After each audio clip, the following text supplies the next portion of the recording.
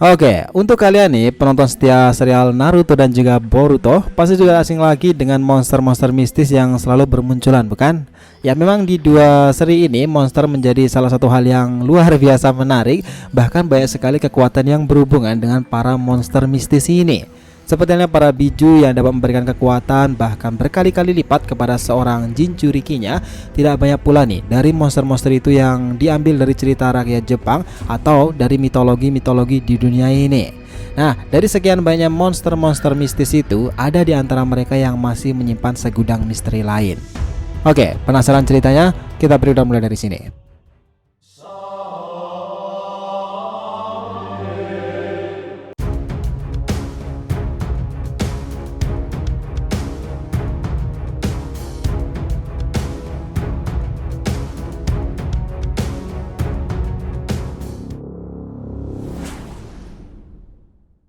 Hai guys, welcome back to the RTV channel. Nah, kali ini kita akan membahas mengenai para monster dengan aura misterius itu. Oke, biar nggak salah persepsi, silahkan simak sampai akhir ya. Nah, bagi kita generasi lama yang menyaksikan kisah Naruto atau dunia shinobi ini, tentu tidak akan asing dengan beberapa daftar monster-monster mistis dengan segudang misterinya yang akan ada pembahasan di kali ini. Karena memang kebanyakan monster yang akan admin bahas ini adalah monster-monster yang ada di kisah shinobi masa lalu. Oke, yang pertama nih ada perwujudan dari Dewa Asura dan juga Dewa Indra. Nah, yang mana di serial Naruto merupakan perlambangan kekuatan dari para reinkarnasi dari anak-anak Hagoromo Sennin, yang mana namanya juga adalah Asura dan juga Indra.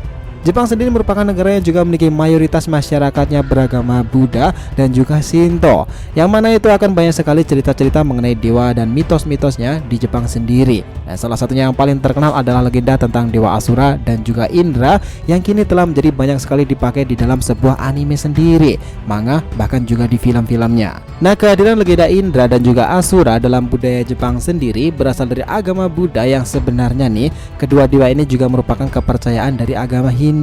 Dalam Buddhisme, Asura tidak menunjukkan dewa tertentu, di mana Asura adalah nama ras makhluk setengah dewa yang menyukai perang dan mewujudkan kemurkaan, kebanggaan serta kehausan dan kekuasaan, sedangkan Indra dikenal sebagai dewa penjaga umat Buddha. Nah, Asura dan Indra ini pertama kali muncul dalam epik India kuno yang bernama Rigveda, yang menyebabkan penggabungan mereka ke dalam Hinduisme dan kemudian Buddhisme. Dalam beberapa konsep dan juga cerita fiksi sendiri, Asura itu sering disebut sebagai dewa perang Asia. Nah, Asura itu cenderung memperhatikan keuntungan material daripada keuntungan spiritual. Nah, sama seperti orang nih, mereka itu memiliki kapasitas untuk kebaikan dan kejahatan dan segala sesuatu di antaranya. Meskipun mereka itu lebih kuat daripada manusia, namun dianggap tidak beruntung bila seseorang dilahirkan kembali sebagai Asura, karena mereka akan hidup dalam peperangan yang tiada henti. Asura sendiri hampir selalu digambarkan dengan sosok sebagai pria muda dengan 6 lengan dan 3 wajah. Dan sedangkan Indra nih sosoknya memiliki 4 tangan dan memiliki senjata pada tangannya itu. Kita tahu bahwa kehadiran Asura dan Indra ini memang seperti mitos-mitos dewa di barat sana, yaitu seperti Thor, Zeus, Odin, atau bahkan Loki.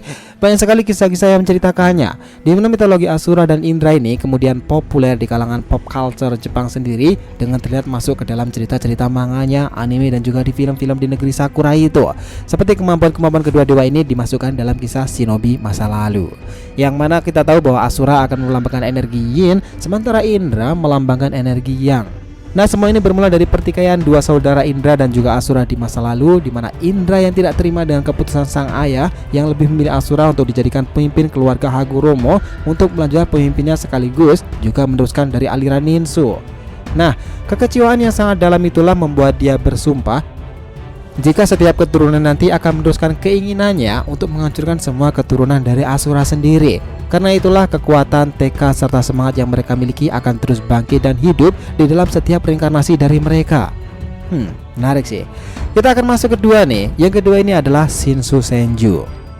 Oke, di era Hagoromo sendiri, di masa lalu sampai era Boruto saat ini tidak banyak orang yang bisa memanggil Shinsu Senju atau patung Buddha raksasa ini, guys. Setidaknya hanya ada 3 orang saja yang bisa memanggil dan menggunakan Shinsu Senju raksasa Mokuton ini. Dan salah satunya adalah sang dewa shinobi Hashirama di masa itu. Ketika sudah masuk ke dalam mode Senninnya, Hashirama itu dapat memanggil patung Buddha raksasa yang memiliki ribuan tangan di belakang tubuhnya dan terbuat dari kayu itu. Yang masuk ke dalam mode Sennin adalah syarat yang harus dipenuhi oleh Hashirama jika dia ingin menggunakan jutsu Shinsu Senju ini. Namun tentu ini bukan hal yang sulit untuk seorang Hashirama, karena seperti yang kita tahu pula, penguasaan senjutsunya sudah berada di tahap yang sempurna. Hanya dalam sekejap nih, dia itu bisa masuk ke dalam mode Saginya sendiri dengan tangan mengepal dan siap untuk menggunakan Mokuton Shinsu Senju itu. Hashirama hanya perlu mengatakan kata-katanya dengan sebutan seperti ini: Senpu Mokuton Shinsu Senju, dan tam, patung Buddha raksasa itu akan keluar, guys. Saat itu ukuran dari patung Shinsu Senju itu bukanlah main-main besarnya, berkali-kali lipat lebih besar dari seekor biju ataupun Perfect Susanoo sekalipun. Yang menariknya nih, belum diketahui bagaimana seorang Hashirama bisa mendapatkan kekuatan yang sekuat itu, serta bagaimana bisa Shinsu Senjunya itu sangat sulit sekali untuk dikalahkan. Namun banyak yang mengatakan jika semua kekuatan Hashirama itu dia dapatkan berkat latihan kerasnya di salah satu dari 3 tempat suci hutan Shikotsurin. Bukankah ini menarik? Ada pula teori yang mengatakan jika pohon Shinju Kaguya di masa lalu letaknya berada di sekitar hutan Shikotsurin itu. Karena itulah mengapa kekuatan Shinjutsu dari Hashirama itu begitu besar. Dan tak lain karena Hashirama menyerap sisa-sisa cakra yang ditinggalkan oleh Kaguya di masa lalu melalui pohon Shinju itu. Ya sekali lagi ini hanya teori semata sih, jadi ya bisa aja benar, namun juga bisa aja jika ini teori yang salah. Pasalnya memang tidak ada kejelasan yang pasti akan hal ini. Ya kita berharap aja di era Boruto semuanya akan terungkap. Nah, terlepas dari benar atau salahnya teori itu, memang dari ketiga tempat suci hanya hutan Shikotsurin sajalah yang masih menyimpan begitu banyak misteri serta rahasia di dalamnya. Dan sampai saat ini pun Katsuyu Kuchiyose dari Tsunade itu belum diperlihatkan wujud aslinya. Dan selama ini hanya 1/10 dari tubuh asli Katsuyu saja yang bisa dipanggil oleh Tsunade. Dan dari hal ini saja kita sudah dapat menyimpulkan nih, jika baru sedikit sekali yang terekspos dari hutan Shikotsurin itu sendiri. Kita akan masuk ketiga nih, itu adalah monster mistis yang lainnya, Dewa Jashin. Ya, Jashin sendiri sebenarnya masihlah berupa makhluk fiktif yang belum jelas keberadaannya sendiri.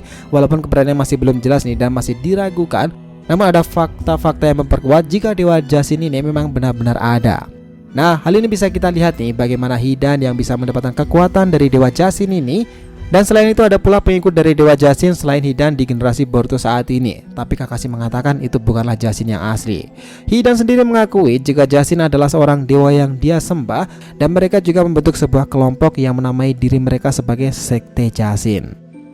Nah, ada 2 tujuan utama dari para pengikut Dewa Jashin ini, yaitu pertama, membunuh orang lain, dan yang kedua adalah untuk membuat kehancuran di muka bumi.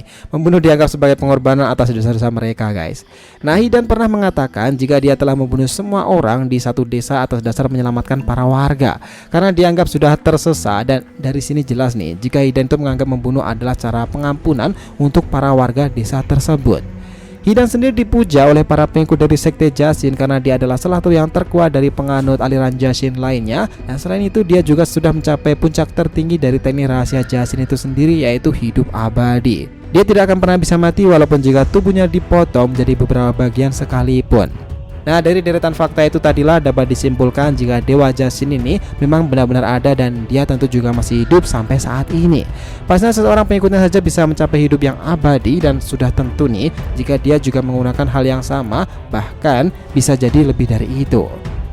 Dan kita tahu pula catatan di sini bahwa Hidan sendiri kalau tubuhnya itu dikembalikan kembali, dia kemungkinan besar akan hidup di era Boruto ini, guys. Nah, monster mistis yang terakhir itu adalah Shiki Fujin. Oke, Shiki Fujin sendiri adalah makhluk mistis yang diperkenalkan di serial Naruto, mirip dengan dewa kematian Jepang yaitu Shinigami. Ya, lagi-lagi monster yang berkaitan dengan mitologi Jepang, guys. Shinigami sendiri adalah suatu entitas dalam rakyat Jepang yang mengundang manusia pada kematian atau menghasut perasaan manusia hingga mereka ingin bunuh diri. Shinigami adalah personifikasi dari kematian sehingga sering dikaitkan dengan Grim Reaper atau konsep personifikasinya kematian di dunia barat. Oke, kembali lagi ke Shinigami di dunia shinobi, guys. Hanya untuk orang yang sudah mendatangani kontrak dengan Shinigami sajalah yang dapat memanggilnya datang ke dunianya itu. Setelah segel tangan dilakukan, kemudian jiwa pengguna teknik ini sebagian akan dipisahkan dari tubuh mereka dan akan menggantung di belakang mereka. Di belakang jiwa mereka itu akan muncul sosok Shinigami menahan jiwa dari pemanggilnya menggunakan rambutnya itu.